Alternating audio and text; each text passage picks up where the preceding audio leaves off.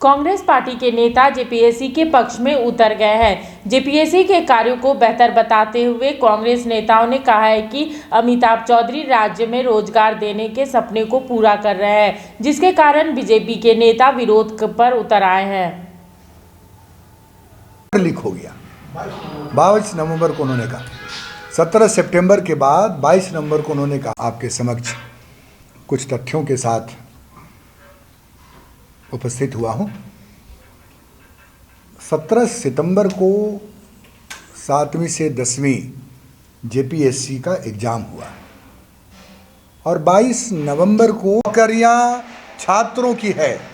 अगर कोई कमियां होती हैं तो जो कि बिल्कुल निराधार है, कहीं हम लोगों को वो कमियां दिखाई नहीं दे रही हैं। हम पूरी तरह से जो है जेपीएससी के साथ खड़े हैं। एक अच्छा जेपीएससी के चेयरमैन अमिताभ चौधरी के द्वारा किए जा रहे हैं काम, बैकलॉग को ख़त्म करने की दिशा में ये बढ़ता हुआ कदम है, जिसको रोकने के प्रयास जो है ये क्यों इनको ये चीज़ें नागवार गुजरेंगी ही, क्योंकि 2 करोड़ रोजगार का दावा करने वाली केंद्र की सरकार के ये जो चटिये हैं, जिन्होंने चिरकुटई की पराकाष्ठा को पार कर दिया, हर चीज में आंदोलन जीवी हो गए हैं। ये हर चीज में बयान देना है। कौन देगा बयान?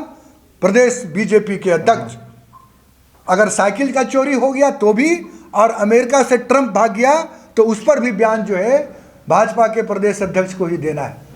निवेदन करूंगा कि युवाओं के भविष्य के साथ मत खिलवाड़ करिए। यही अकेला ये प्रदेश है जहां किसी भी नौकरी की बात अगर होती है तो या तो उसमें व्यवधान डालती है भारतीय जनता पार्टी, या उनकी नीतियां ऐसी रही हैं कि लोग कोर्ट चले जाते हैं और उस पर जो है वो विराम लग जाता है। दीपक प्रकाश जी का यह आचरण, राज्यसभा का सदस्य मतलब उसको इंग्लिश में बोलते हैं जो स्टेट को रिप्रेजेंट करता हो, he is representing state. State को रिप्रेजेंट करने वाला आदमी स्टेट के खिलाफ कैसे हो सकता है? ये चीज़ें बड़ा ही आश्चर्यजनक चीज़ें होती हैं। युवाओं का अब तो कोई नौकरी कराएगा ही नहीं। ये वही लोग हैं जिन्होंने जेपीएससी के सदस्य जेल तक गए। ये वही लोग हैं जो अखिल भारतीय विद्यार्थी परिषद का प्रदेश अध्यक्ष दिलीप प्रसाद, जो आपका संघ के आदमी, वो जेल जा चुके हैं इसी जेपीएससी के तहत। तो क्या यही चाहते हर चीज में सीबीआई कर दीजिए? बाबूलाल मरांडी जी जैसा मुख्यमंत्री, 17 सितंबर को एग्जाम होता है, 22 नवंबर को कहते हैं कि जो है वो पेपर लीक हो गया। इट इज पॉसिबल कि 2 महीने 2.5 महीने के बाद उनको ये दिखाई दे रहा है कि पेपर लीक हो गया। आज के दुनिया में अगर पेपर लीक होगा तो किसी से छुपेगी नहीं। मैं आपके माध्यम से उन युवाओं को आह्वान करता हूं, आप भरोसा रखिए हेमंत सोरेन की सरकार पर, जिसने कहा है कि वर्ष 21 और 22 युवाओं का वर्ष होगा। ये वही लोग हैं जो 300 से ऊपर करोड़ रुपए झारखंड स्टेट जैक बोर्ड का पैसा, जो गरीब बच्चों का पैसा, वो पैसा लेकर के भाग गए रघुवर दास जी, याद होगा आप लोगों को। ये वही लोग हैं जिन्होंने कॉन्ट्रैक्ट बेसिस पर नौकरियां दी। किनको नौकरी दी? 80% भारतीय जनता पार्टी के नेताओं के लोगों को नौकरी देने का काम किया। रिटायर कर गए, 1 लाख रुपया उनका पेंशन है और उनको अलग से 1 लाख रुपया मिल रहा है कॉन्ट्रैक्ट बेसिस पर नौकरी करने के लिए, जिनके हाथ कांप रहे हैं। ये युवाओं पर कुठाराघात नहीं है तो क्या है? ये कोई ऐसा विभाग नहीं है, चाहे आप शिक्षकों में चल जाइए, व्याख्याता में चले जाइए, प्रोफेसर में चले जाइए, लाखों रिक्तियां आज भी पड़ी हुई हैं। अगर उन रिक्तियों को नहीं भरने दिया बीजेपी ने तो आप समझिए कि यहाँ के युवाओं के पेट और पीठ पर वार करने वाला ये फैसला हो रही है। जेपीएससी और दूसरे एग्जामिनेशन को बाधित करने की सुनियोजित षड्यंत्र है भारतीय जनता पार्टी के प्रदेश अध्यक्ष दीपक प्रकाश जी का।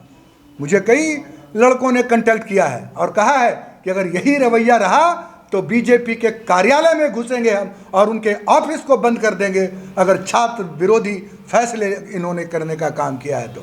कांग्रेस पार्टी जेपीएससी के निर्णयों के साथ खड़ी है और हमारा मानना है कि पूरी पारदर्शिता और ईमानदारी से अमिताभ चौधरी और उनके तमाम सहयोगी और जेपीएससी अच्छा काम कर रही है। कि वर्ष 2021, 21, 22 जो है वो हमारा रोजगार के वर्ष होंगे।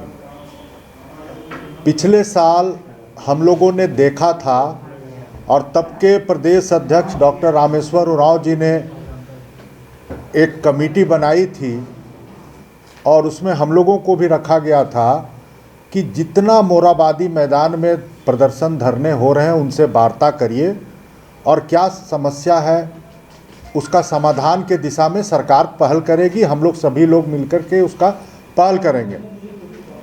हम लोगों ने देखा और वहाँ पाया, सभी लोगों ने ज्ञापन भी दिया कि जितने वहाँ आंदोलनकारी थे वो सभी पूर्व के सरकार के लिए गए फैसले और निर्णय के चलते वो धरने पर बैठे थे। किसी का 2016 में परीक्षा हुआ था और 20 तक परिणाम नहीं आए थे। किसी का कॉन्ट्रैक्ट ख़त्म हो गया था। किसी में जो दो तरह की नीतियां थी, आधे ज़िले जो हैं अलग नीतियों से चल रही थी, आधे ज़िले अलग नीति से चल रही थी, वो कारण थे। तो तमाम, चाहे पंचायत सचिव हों, चाहे होमगार्ड हों, चाहे शिक्षक हों, टेट परीक्षार्थी हों, ये सभी लोग आंदोलनरत थे। लेकिन मैं सराहना करूंगा वर्तमान सरकार की कि उन्होंने फैसला किया है कि सरकार में जो भी रिक्त पड़े हैं और कई ऐसे विभाग हैं, चाहे आप पुलिस में ले लें, चाहे शिक्षा में ले लें, कई ऐसे विभाग हैं, सचिवालय में ले लें, वहाँ रिक्तियाँ हैं। और सही कहा आलोक जी ने कि वहाँ कॉन्ट्रैक्चुअल बेसिस पर काम लोगों से लिया जा रहा है। चूँकि काम तो करना पड़ेगा, तो जो लोग कॉन्ट्रैक्चुअल पर हैं वहाँ हमारे अगर झारखंड के युवाओं को नौकरी मिलेगी, ये प्रयास में राज्य सरकार है। और वे लोग, मैं इसलिए आपको ये बात कह रहा हूँ कि पिछली सरकार ने सारी चीज़ों को उलझा कर रखा था, उसको सुलझाना एक बड़ी चुनौती है सरकार के समक्ष। और सरकार चाहती है कि यहाँ के युवाओं को रोजगार मिले। इसी का प्रयास है कि परीक्षा जो पहले हुई थी उसके भी परिणाम घोषित किए गए और तुरंत अभी जेपीएससी की परीक्षा हुई है और फिर रिजल्ट प्रकाशन हुआ है, तो इसको भी लोग विवादित बनाने का भारतीय जनता पार्टी विशेष करके प्रयास कर रही है। युवाओं के भविष्य के साथ हम हैं, युवाओं को रोजगार देने के पक्ष में हम हैं, लेकिन वैसे नेता जो उनको भड़काने का प्रयास कर रहे हैं और जिन पर प्राथमिकी हुई है, उनकी गिरफ्तारी की भी मांग हम करते हैं। और आने वाले दिनों में जो परीक्षाएं हुई है उसका मेंस का एग्ज़ाम होगा, इंटरव्यू होगा, तो सब चीज़ और दूसरी जो रिक्तियां हैं उसमें भी परीक्षाएं होंगी। लेकिन जो हमारे विपक्ष के साथी हैं उनको ये नागवार गुजर रही है कि ये सरकार अगर यहाँ के लोगों को रोजगार देगी तो निश्चित इसका एक अच्छा संदेश जाएगा। तो हमारा ये मांग है कि वैसे लोग जो झारखंड के युवाओं और छात्रों के भविष्य के साथ खिलवाड़ कर रहे हैं उनकी गिरफ्तारी हो और हम अपने प्रयास से उनको अपनी योजना में सफल नहीं होने देंगे। उस्ताद, आफत में पड़ी है जान। उस्ताद, उसके हाथ में तलवार है।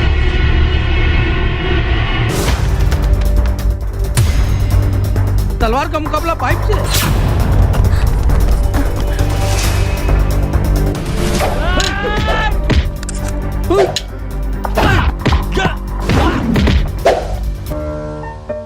अरे वाह, आप तो हीरो हो। हीरो मैं नहीं, ग्लाइको पाइप है। अरे बॉस का कॉल। हेलो, आज का हेडलाइन क्या है? आज का हेडलाइन तो ग्लाइको पाइप है सर। ग्लाइको पाइप, हम चुकाते हैं एक एक बूंद की कीमत। जब टूटती है आस, जब थकती है सांस, जब रूठते हैं अपने, मुंह मोड़ता है जमाना, जब अंगड़ाई लेता है संकल्प, फिर बनती है कहानी, बनते हैं अनमिट निशान। देखिए मेरे साथ मुखर संवाद।